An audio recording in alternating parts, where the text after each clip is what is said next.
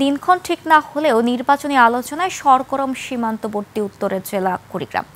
দৌড়ঝাঁপ শুরু হয়েছে বিভিন্ন দলের প্রার্থীদের। জেলার 4 আসনে মাঠ চষে বেড়াচ্ছেন 20 জন সম্ভাব্য প্রার্থী।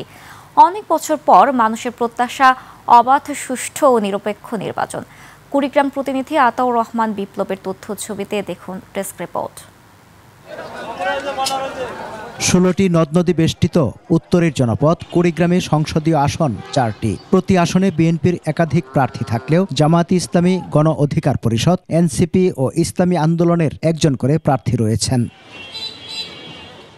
নাগেশ্বরী ও ভুরুঙ্গামারী উপজেলা নিয়ে কুড়িগ্রাম 1 আসনে বড় দল বিএনপির একাধিক প্রার্থী মাঠে, তবে জামাত ও গণ অধিকার পরিষদের একজন করে প্রার্থী কাজ করছেন। এই আসনে অন্য কোনো দলের প্রার্থীর তৎপরতা চোখে পড়েনি।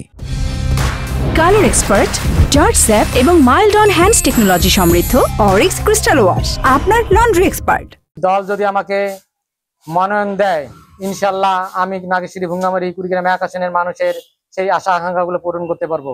রাজারহাট, ফুলবাড়ী ও সদর উপজেলা নিয়ে কুড়িগ্রাম 2 আসনেও বিএনপির একাধিক প্রার্থী তৎপর। এই আসনে জামায়াতে ইসলামী, এনসিপি ও ইসলামী আন্দোলনের একজন করে প্রার্থীর তৎপরতা দৃশ্যমান। শহীদ রাষ্ট্রপতি জিয়াউর রহমানের সেই ধল্লা ব্যারেজ প্রকল্প বাস্তবায়ন থেকে শুরু করে এলাকার মানুষের বেকার সমস্যা, এগুলোকে আমরা গুরুত্ব দেব, বিশেষ করে নদী ভাঙন। ডাকসু নির্বাচনও করেছিলাম, সেই ধারাবাহিকতায় কুড়িগ্রামের জনগণের পাশে তখন থেকে আছি, এখনো আছি। একটা মাল্টি স্কিল ডেভেলপমেন্ট সেন্টার বানাইতে চাই, যে সেন্টার থেকে আমাদের ছেলেমেয়েরা কেউ প্রবাসে যেতে চাইলে প্রবাসে যেতে পারবে, কেউ যদি কোনো ধরনের প্রতিষ্ঠানে চাকরি করতে চায় তার চাকরির যে বেসিক কোয়ালিটি থাকা দরকার সেগুলো অর্জিত হবে। কুড়িগ্রাম 3 উলিপুর আসনে বিএনপি ও জামাতের একাধিক প্রার্থী থাকলেও গণ অধিকার পরিষদের একজন সম্ভাব্য প্রার্থী জনসংযোগ করছেন।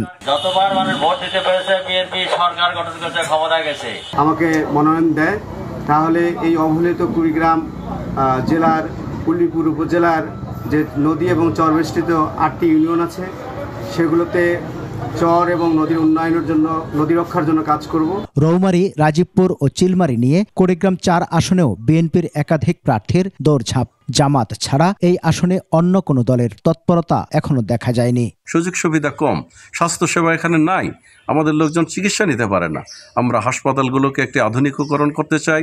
এদিকে ফ্যাসিস্ট ও তার সহযোগীদের বিচার, গুরুত্বপূর্ণ সংস্কার, গ্রহণযোগ্য নির্বাচন ও এলাকার উন্নয়নের দাবিতে সোচ্চার সাধারণ মানুষ। কুড়িগ্রাম উন্নয়নের স্বার্থে দক্ষ ও যোগ্য ব্যক্তিকে নির্বাচিত করব ইনশাআল্লাহ। যে নেতা ভালো কাজ করতে পারবে, আমরা এরকম নেতাকে আমরা ভোট দেব।